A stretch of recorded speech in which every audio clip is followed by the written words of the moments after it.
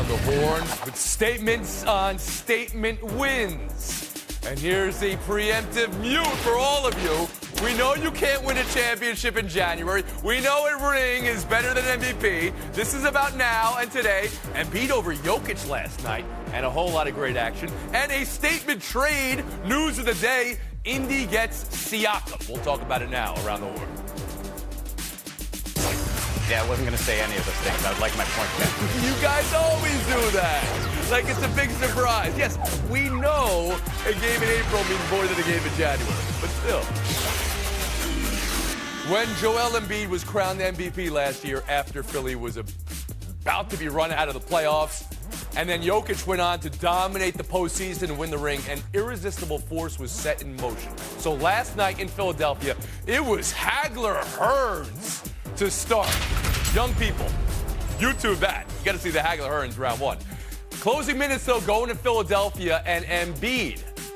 Woody Page, you're in Denver. We start with you.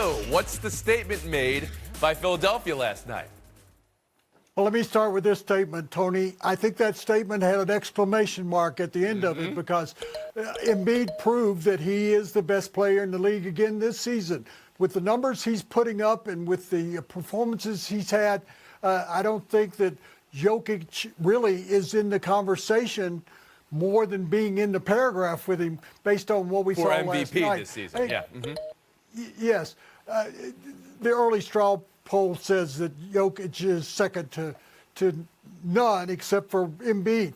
But here's the key to this series. Embiid never plays in Denver. He's only played in 2 games against the Nuggets since he came into the league.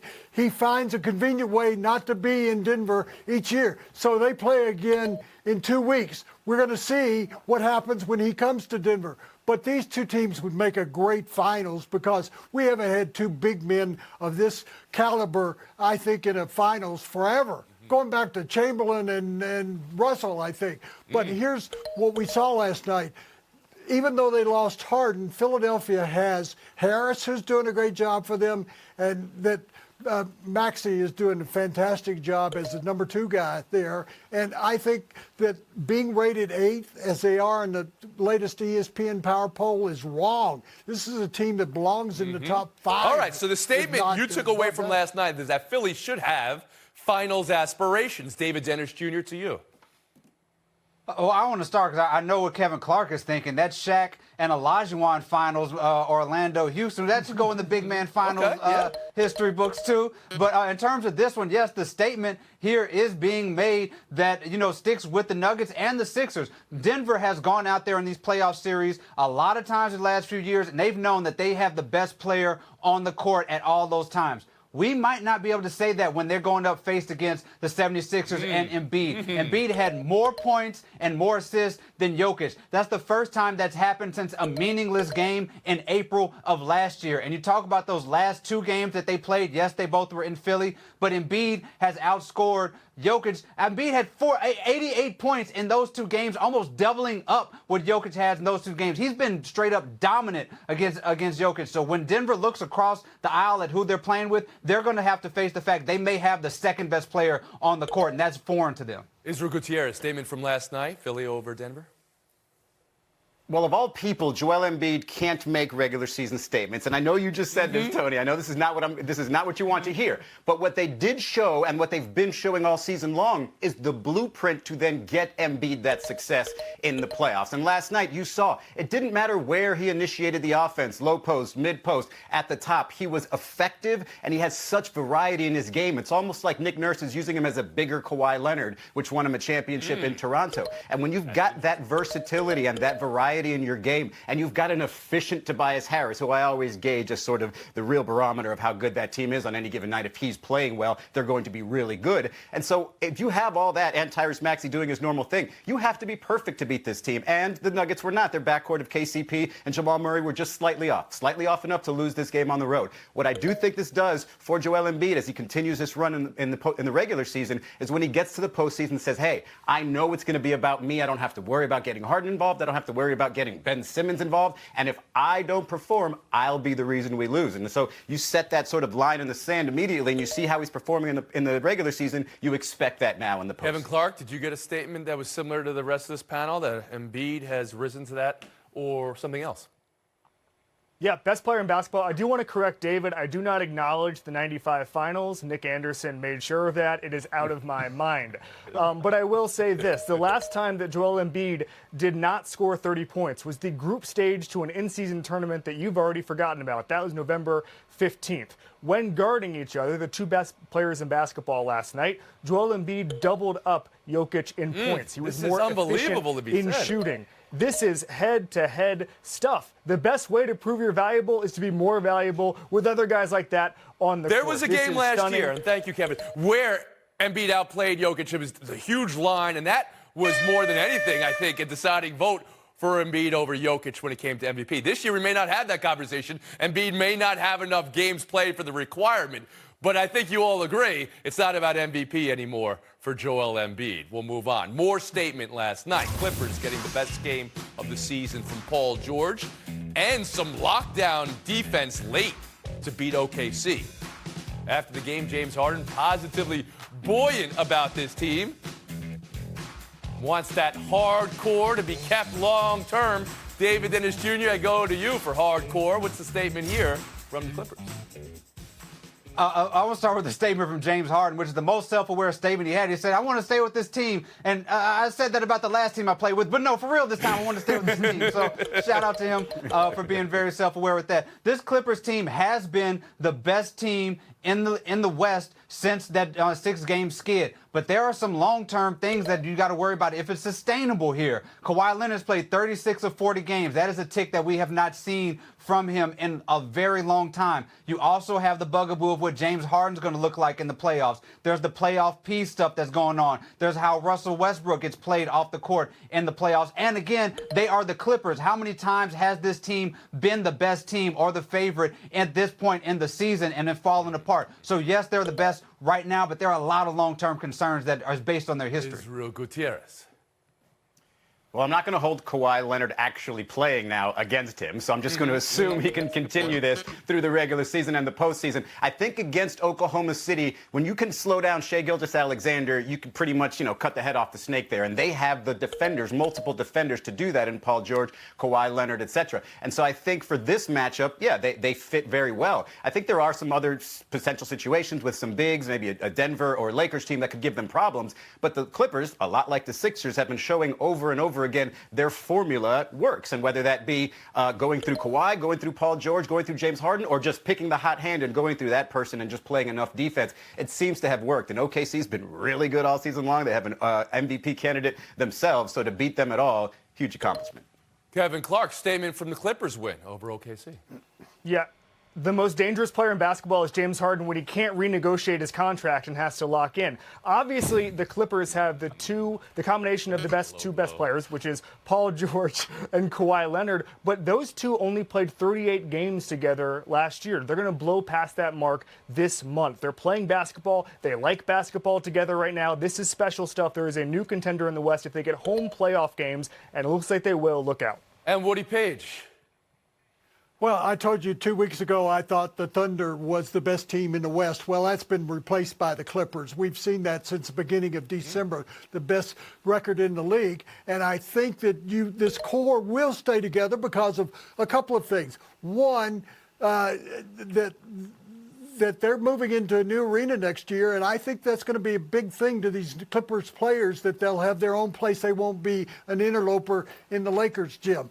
And the other aspect is the contracts are going to be coming up at the end of the year. We've already had Leonard sign his, and he took less than a max contract to come back. So I think if they can bring those together, including Westbrook, who's got only a $5 million option right now for next year. Less than a max contract, still $50 million per over the next 3 years for Kawhi Leonard, who I heard what you're saying, David. It's a shock that he's playing so much. Once he did come back last season, he missed 20 games early on. He played just about every night to finish last season. We'll take one more statement from the schedule last night. Phoenix coming back from 22 down midway through the fourth quarter to beat Sacramento. Look at the emotion from Kevin Durant after the game, he said he had no clue how they came back. Israel, there's coming back from 22, and there's blowing a lead up 22. Was last night more Phoenix's breakthrough or Sac's breakdown? I would lean towards Sacramento here because watching this game, a lot of the times, Kevin Durant, I found him in the first three quarters stuck in the corner, not really touching the ball, and Devin Booker and Bradley Beal were not shooting it well. He thought there was no way they could get out of this. And then Kevin Durant gets hot, gets the ball a little bit more, and he shows that emotion. That, to me, sounds like the Kings not being able to close against a team that's not really a threat when you've got two of their big three having bad games and you let Grayson Allen go off for that type of game. So if I'm the Kings, I'm a little concerned about my defense in the fourth quarter. Kevin Clark, statement from last night's Phoenix-Sacramento game for you. Yeah, disagree with Izzy. This is about the Suns and the creativity on offense. Playing Kevin Durant at center, he was all over the place on defense. This is a team with the best five-man combination on defense in the entire league right now. They understand what they can be. You get, I think, identity finding is a big key this regular season. To find out they've got that kind of creativity, that's huge come April, May. That's a pretty big takeaway then. That Phoenix with Durant playing in the center position could spur their move up the rankings here. It's like the Bills. You find your identity if you have talent through the regular season, and all you need is a couple of things to click in your Phoenix at the 8th seed right now, finally, Woody Page. They had to work hard to get there. What was your takeaway from last night? Vogel going to four guards with Kevin Durant at center made a difference. Durant went out and made 2 3-pointers, but you're talking about a game when they were 87 3-pointers, and 3-pointers will get you back into a game in the NBA if you're able to get it, like Grayson Allen going for 9 and Bradley Beal contributing after having problems early in the season. I'm giving all the credit to the Suns in that comeback because they just went out and didn't give up at all. I think you were off a little bit. 77 3-pointers total in the game. David Dennis Jr., takeaway from last night's big comeback.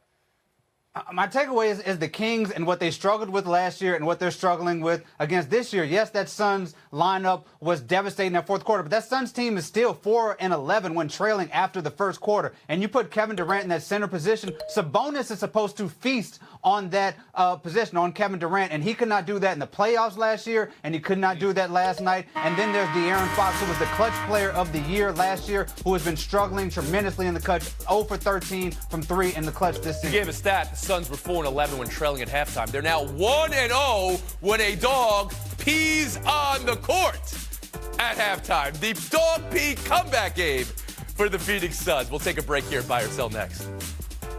I missed that.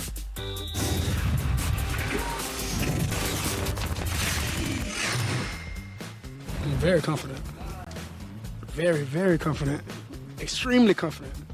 3 verys and an extremely from Lamar Jackson. Given how good the Ravens have been this year, and he's the presumptive MVP, how good he's been this year, it's understandable. Given the playoff history, it's a slightly more complicated, Kevin Clark.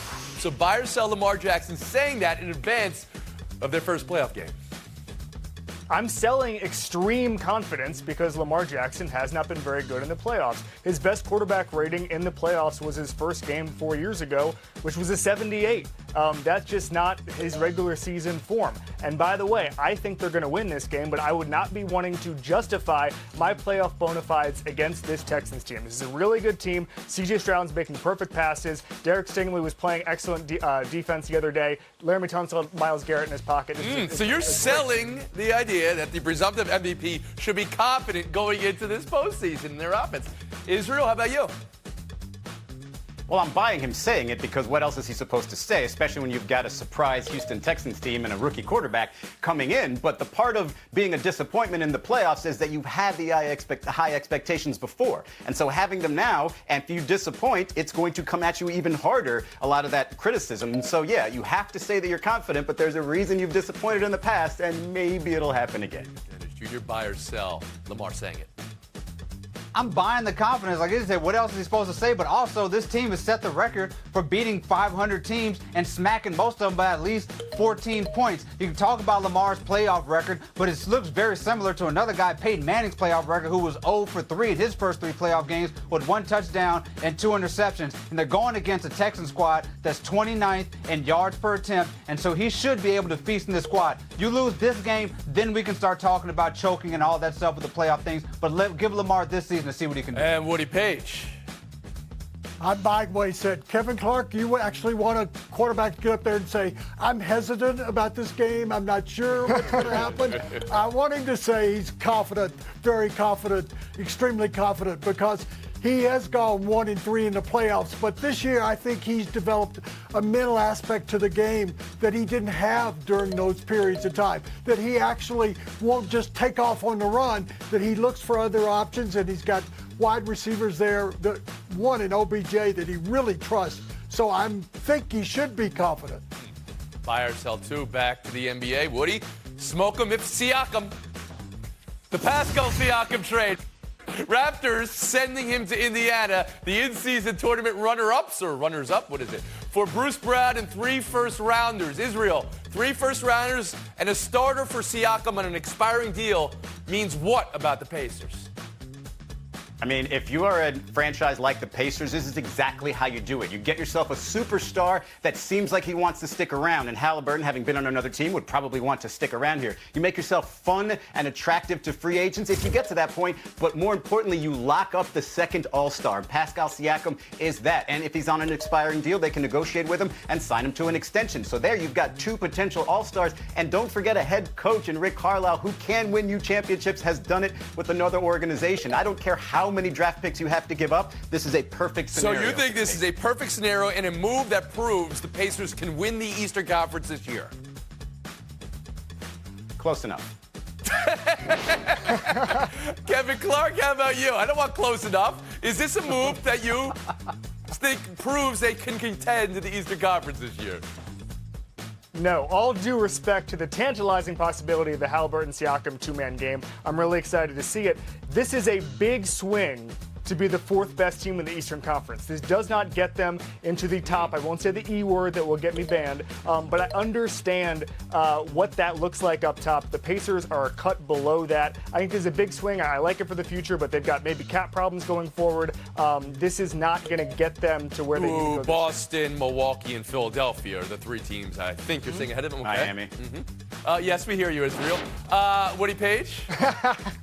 The Pacers are going to be in Indianapolis for a while, Kevin, so they can look to the future. They don't have to worry that they're going to win the championship this year. If you are putting together those kind of talents with Halliburton and him coming in, I think that's a sign that they're on the way up rather than trending down. Well, they haven't been trending down. They were a runner-up in the in-season tournament a month and a half ago. David Dennis Jr.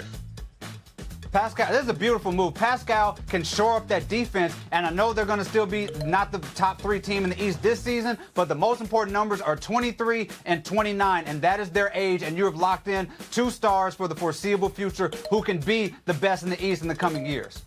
Shore up that defense. I think it takes more than one Siakam, maybe. That team lets up 130 every other game, it seems like. But, yeah, he can't help but help them. That's going to be it. Israel Gutierrez, Kevin Clark, thank you for your time. Today, Page, Dennis Jr., both. A little bit of a drought coming into today's showdown. We'll see who gets that FaceTime next. Woodrow Wilson Page Jr. and David Dennis Jr. Good luck at showdown.